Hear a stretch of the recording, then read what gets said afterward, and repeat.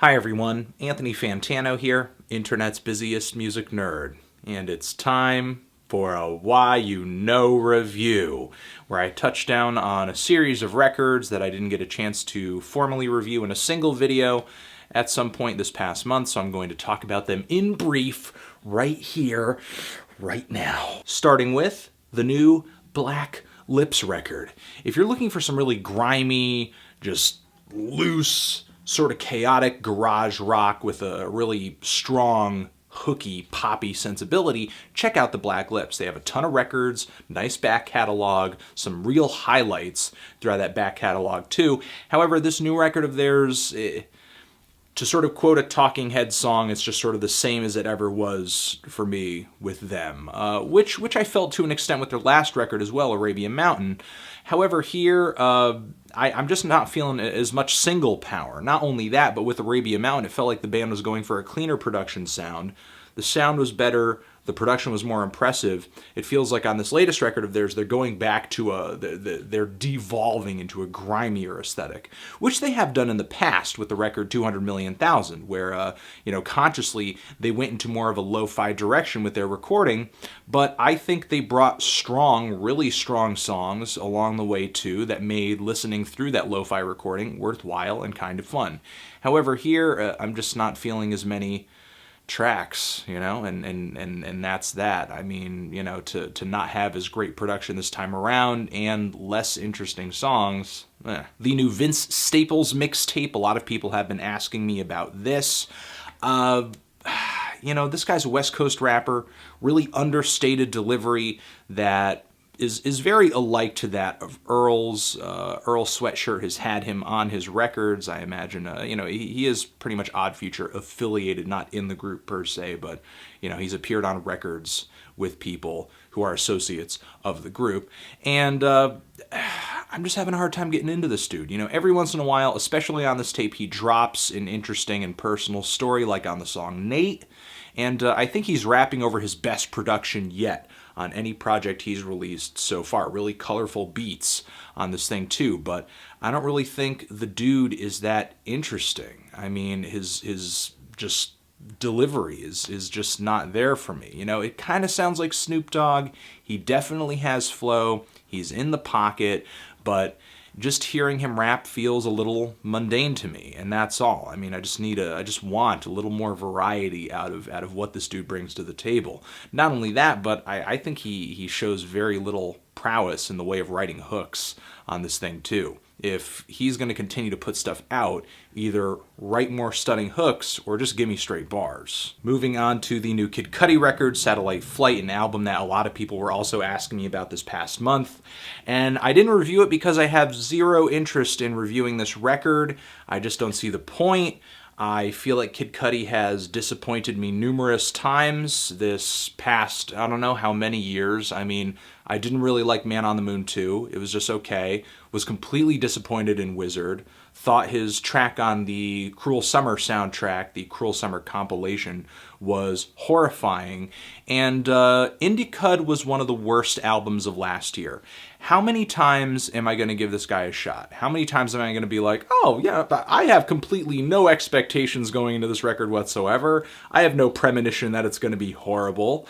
I just need a break from Kid Cudi. And maybe he needs one too. I mean, I think we should all get together, start a petition for NASA to send him to space. I mean, it's what he wants. Throw him on a shuttle, send him to the moon, maybe have him fix a rover, plant a flag, do a moonwalk. I'm just over Kid Cudi for right now. I have no issue with returning to his stuff later, but this new record just skipping it. The new Eagulls record, if you're really into noisy post-punk music, totally down with Joy Division, Bauhaus. If you like holograms as far as a new artist, or like Savages or Ice Age, I know this stuff is coming back, then check this record out.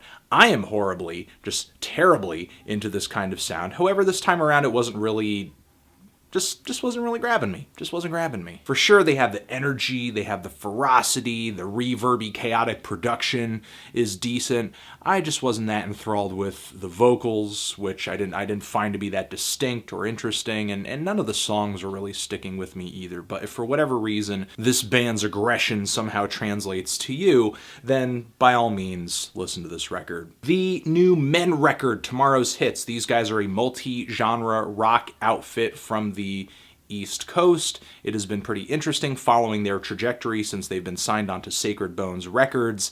They have covered everything from punk rock, noise rock, power pop to country punk. And it was on their fourth full-length record where they went into that country territory. And it was their most disappointing record thus far, in my opinion. Mostly because of the badly sung, blandly written Western ballads that were all over this LP.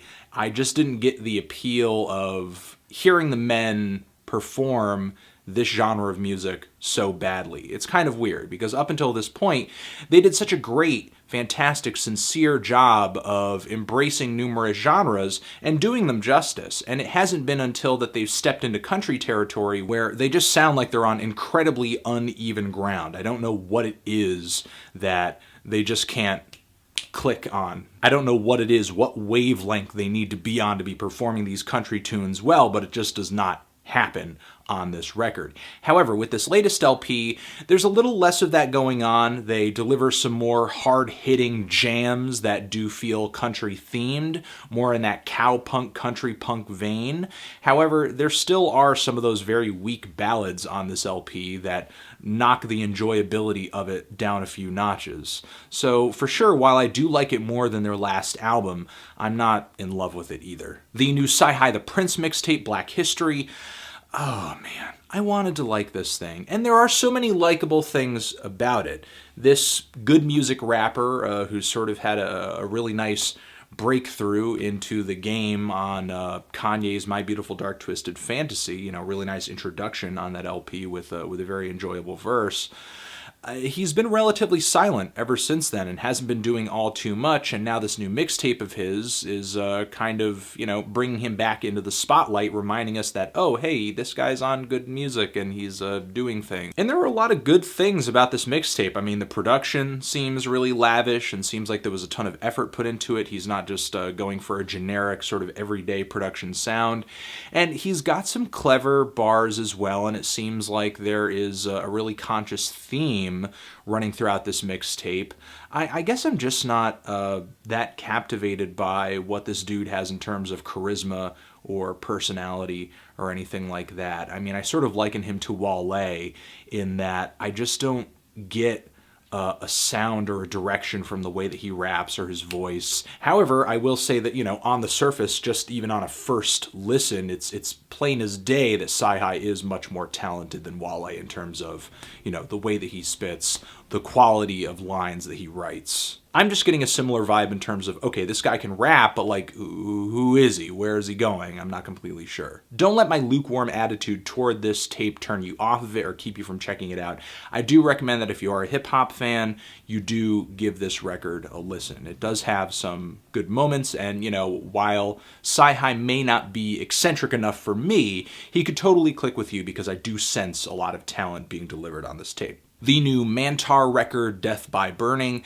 I really wanted to like this LP, and this duo, this German metal duo, did have a lot going for them on some of the tracks here. Despite being just a guitarist / vocalist and a drummer, they bring together a ton of different genres from rock and roll, thrash, doom, sludge, death metal, but as good as some of the grooves here are and as raw as some of the vocals are, and man are they raw, I just wish there were more layers, there were more detail to these songs. And I realize that's kind of lacking because, I mean, we're just kind of listening to a guitar, a drum, and a vocal. I mean, if only there were another guitar or two in this mix so that we could actually get, you know, just a little bit more intricacy to the songwriting. And it's that blatant lack of intricacy that makes this record so kind of boring to listen to from front to back. For a song or two, they have a lot of grooves, and they're really heavy for just a duo. I mean, they definitely bring that heavy sound that a 5-piece band would bring, but they don't bring the layers, they don't bring the dynamics that a 5-piece band would bring. And I feel like that's really what this LP is missing overall, dynamics. The new Chimurenga Renaissance record. I really wanted to love this LP. This is a bit of a side project in association to Shabazz Palaces. And genre-wise, sonically is in roughly the same vein. I mean, we're talking about a lot of African music-centric instrumentals on this thing. Sort of chaotic, sort of trippy, lots of layers, lots of synthesizer. However, I'm finding some of the beats on this LP to be a little kookier, a little bit more messy, maybe a little noisier. I'm finding the rapping and sort of the vocal delivery to be a bit more straightforward, maybe a preachier, maybe a little bit more conscious. Not to say that Shabazz Palaces isn't that.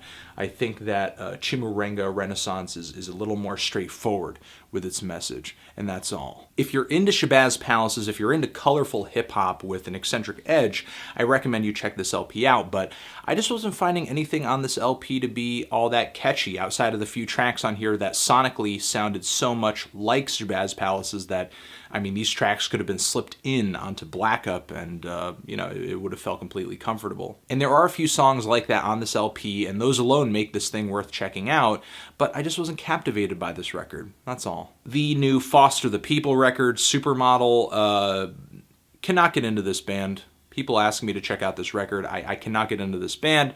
I couldn't get into their first record, not getting into this record. I mean, it obviously has less single power than their first record. There is not a pumped up kicks on this thing, unfortunately.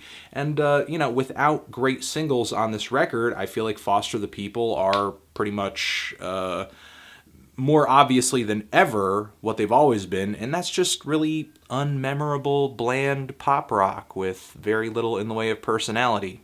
This LP is essentially the definition of middle of the road. The new Body record, I Shall Die Here, a collaborative record for the Body with the Hacks and Cloak, who brings a ton of strange, eerie, just ambient sounds to this album that the Body are putting together. If you don't know the Hacks and Cloak, dark ambient artist. If you don't know the Body, sort of weird experimental avant-garde sludge metal, doom metal band, noise metal band who has some very twisted albums in their back catalog.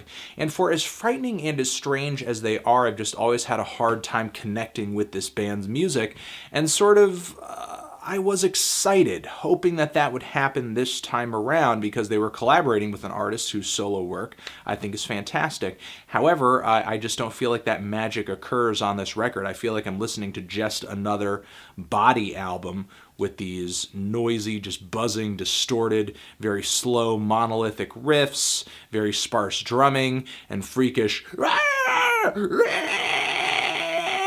vocals that kind of sound like a man turning into a werewolf under a full moon. I feel like I'm listening to what the Body normally does, but with just a few more weird, noisy, dark ambient sounds hanging in the atmosphere around it.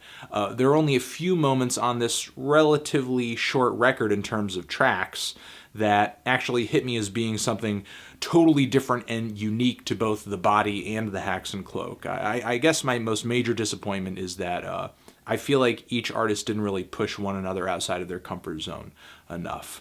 But if the idea of just there being more atmosphere, more colorful already surrounding what the Body currently does, if you already like what they do, no questions asked, and you want them to keep doing that, but just maybe with a bit more color and detail, give this thing a listen. The new Black Milk EP, Glitches in the Break. This Detroit rapper and producer put out one of my favorite hip-hop records of last year. He's following that up now with a new EP that is just okay. Feels like a bunch of No Poison, No Paradise kind of afterthoughts. Nothing quite as amazing, but some decent features on this thing, some decent jazzy instrumentals.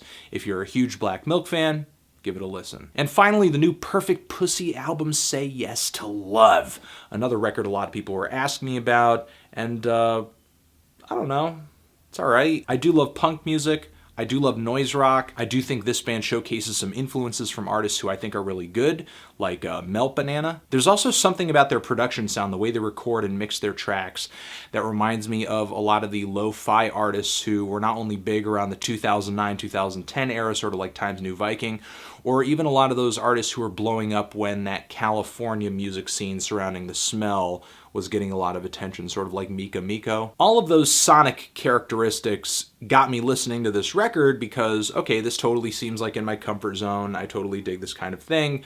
But to me, there's not a lot of variety to the vocals. There's not a lot of variety to the way the guitar riffs are written. And there's not a lot of variety, or at least there's not a lot of room for variety in the way this album is recorded, because it's so lo-fi and just so cacophonous that I feel like these very loud, intense, just aggressively performed songs have very little breathing room. So, you know, what little details separate these songs are sort of just lost in the smudging that goes on with just how lo-fi these tracks sound, unfortunately. If they were to improve the recording quality on a future record, I would anticipate liking a lot more than what they're doing here. But, you know, until then, I just kind of feel like this sound that they're playing with right now is just a little too redundant for a full-length LP. And that is it, everyone.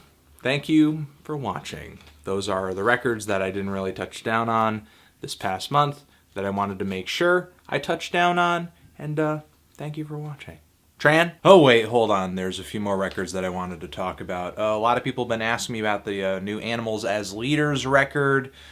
Just never really been into this ultra sterile, clean, progressive metal sound, sort of these gent staccato guitar riffs. And I can't get into this new record from the band either. I'm not gonna lie. Just cannot get into their music. Just doesn't really say anything to me. It just feels so technical and flashy, and not much else, you know. And you know, if you're the kind of person that appreciates merely that, then you'll probably vibe with this record. But there's not much about the grooves, the composition. I mean, not really anything aside from how technical the record is that I appreciate. So, yeah, I mean, again, just another Animals as Leaders record that I don't have very much interest in. And on top of that, the new Hold Steady record as well. To me, this is just generic bar rock. This also speaks to me not very much either. Just passing on this one, too. Cool? Cool. Forever.